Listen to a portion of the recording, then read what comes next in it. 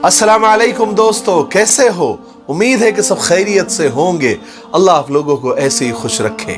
चलिए आज के किस्से की तरफ बढ़ते हैं। एक हमारे मोहब्बत करने वाले हैं, उनका नाम रेहान है, जो कि मुंबई से हैं। उन्होंने ईमेल के ज़रिए अपनी सच्ची कहानी मुझे भेजी है। बहुत अच्छी है, बहुत प्यारी है। मुझे ऐसा लगा कि इसको शेयर करना चाहिए। रेहान साहब कहते हैं कि मैं 4 साल बाद वतन वापस लौट रहा था। पिछले 4 साल से मैं दुबई में जॉब कर रहा था और अब मेरा कॉन्ट्रैक्ट खत्म हो चुका था। मैं बस वतन वापसी की तैयारियां कर रहा था।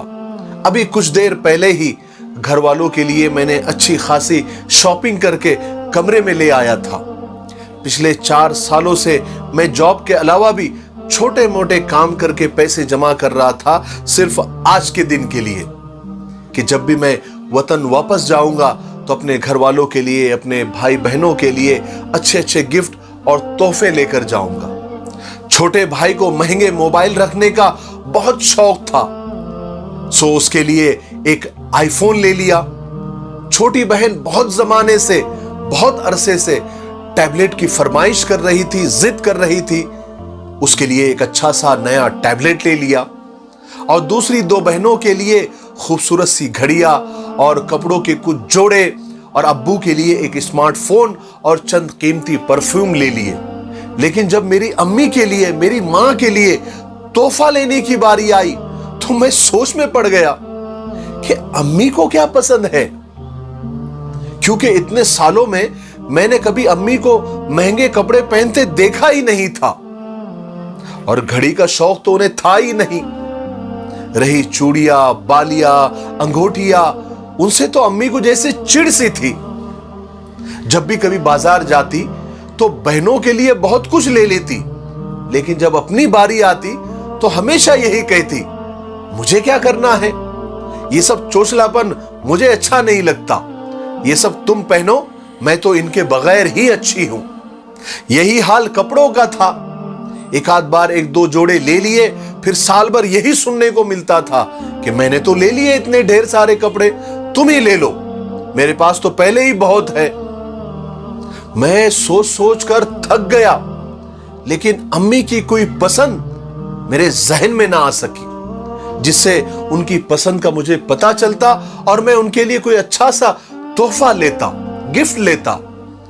मैं अभी इसी सोच में था कि अम्मी के लिए क्या गिफ्ट लूं कि घर से कॉल आ गई। छोटी बहन ने फोन किया था। वो तो छूटते ही कहने लगी कि भाई आप 4 सालों के बाद घर वापस आ रहे हो, आते वक्त मेरे लिए दुबई से एक अच्छा सा टैबलेट लेकर आना। मेरे चेहरे पे मुस्कुराहट फैल गई, क्योंकि मैं अच्छी तरह जानता था कि मेरे बहन भाइयों की पसंद क्या है, लेकिन मैं उन्हें सरप्राइज देना चाहता था। तो मैं ड्रामा करने लगा।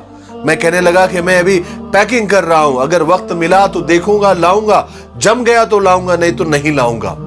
बाकी सारे बहन भाई जमा हो गए और अपनी अपनी फरमाइशें करने लगे और मैं मुस्कुराता रहा, क्योंकि वो जो कुछ कह रहे थे वो सब मैं खरीद चुका था, मैं ले चुका था, क्योंकि मुझे उनकी सारी पसंद पता थी।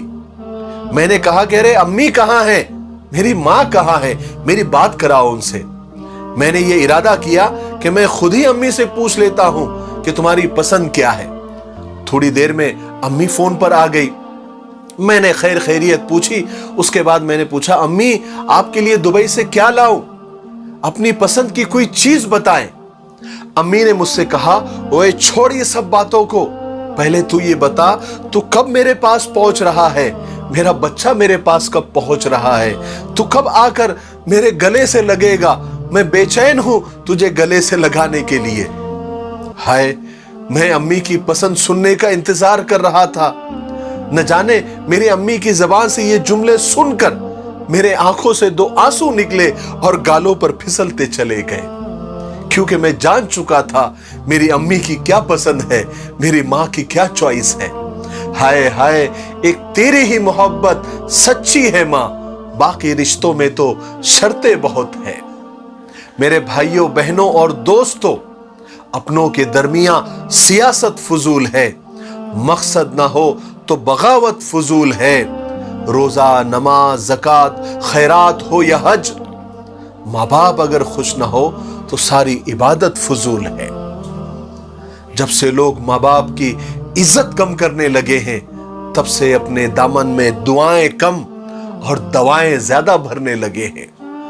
میرے بھائیوں، ایک بات یاد رکھو، دنیا کی ساری اولادیں سن لے، جتنا بچپن میں ہمیں ماں باپ کی ہر پل ضرورت ہوتی ہے، اس سے کہیں زیادہ ماں باپ کو بڑھاپے میں اولاد کی ضرورت ہوتی ہے، ان کی خدمت کی، ان کی سیوا کی ضرورت ہوتی ہے۔ ماں باپ کی قدر کر لو۔ ایک بار ماں چلی گئی نا تو دعائیں دینے والا کوئی نہیں ہوتا، اور باپ اگر چلا جائے نا تو حوصلہ دینے والا کوئی نہیں ہوتا۔ ایک بات میری یاد رکھو، ایک بار یہ لوگ چلے جاتے ہیں نا تو ریشم کے تکیوں پر بھی نیند نہیں آتی۔ اس لیے اگر ماں باپ زندہ ہے تو ان کی قدر کر لو، ان کی خدمت کر لو، یہ انمول ہوتے ہیں۔ یہ ایک بار چلے جاتے ہیں تو دوبارہ نہیں ملتے۔ دنیا میں ہر چیز دوبارہ مل جاتی ہے، لیکن ماں باپ دوبارہ نہیں ملتے۔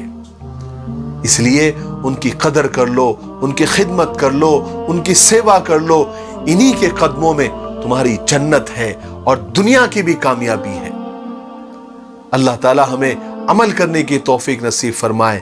میرے لیے، پوری انسانیت کے لیے اور پوری امت کے لیے خیر اور بھلائی کی دعائیں کرتے رہیں۔ السلام علیکم ورحمۃ اللہ وبرکاتہ۔